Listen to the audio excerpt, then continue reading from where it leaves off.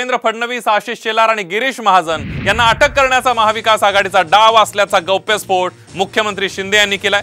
एका इंग्रजी वृत्तपत्राला दिलेल्या मुलाखतीत शिंदेंनी उद्धव ठाकरेंकडून मुख्यमंत्री पदाची ऑफर देण्यात आल्याचंही म्हटलंय।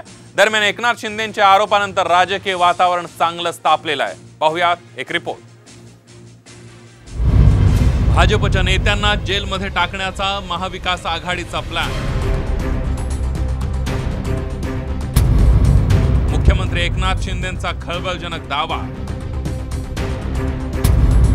एकनाथ शिंदेंवर संजय राऊतांचा पलटवार।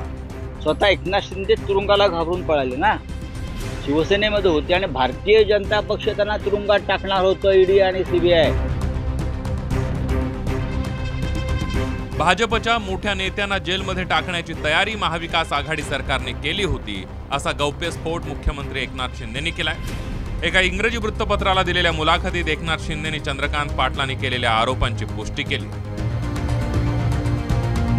उद्धव ठाकरे मुख्यमंत्री झाल्यानंतर माझा अनेकदा अपमान झाला।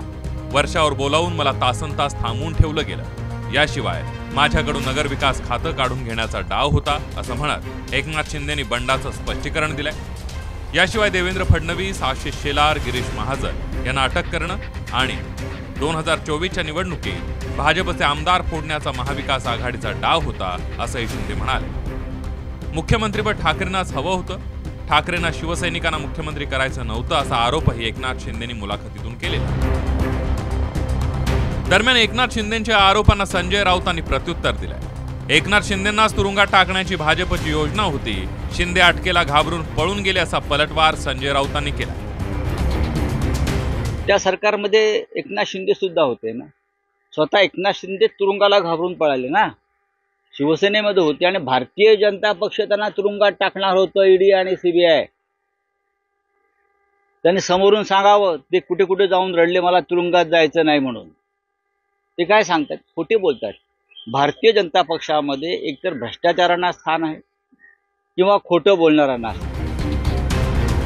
माढ्याच्या सभेतून भाजप नेते चंद्रकांत पाटील यांनीही फडणवीसांना कुठल्याही क्षणी अटक झाली असती, असा गौप्यस्फोट केला होता।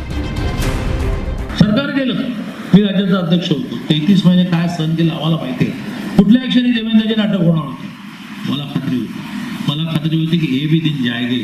ते गेले दिवस, कोणाच्या ध्यानीमणी नसताना एकनाथजी मुख्यमंत्री झाले। त्यामुळे ह्या कामाची चिंता परमेश्वराला आहे। चंद्रकांत पाटलांनी केलेल्या धक्कादायक आरोपांची आता मुख्यमंत्री शिंदे यांनी ही पुष्टी केली आहे। सोबतच ठाकरेंनी बंद दाराआडच्या चर्चेवरून फडणवीसांवर केलेल्या टीकेला सुद्धा त्यांनी चोख प्रत्युत्तर दिलंय। एकनाथ शिंदेंच्या गौप्यस्फोटानंतर सत्ता संघर्षाचा आणखी कोणते पैलू समोर येणार, याकडे सर्वांचं लक्ष लागलंय। ब्युरो रिपोर्ट, साम टीव्ही न्यूज, मुंबई।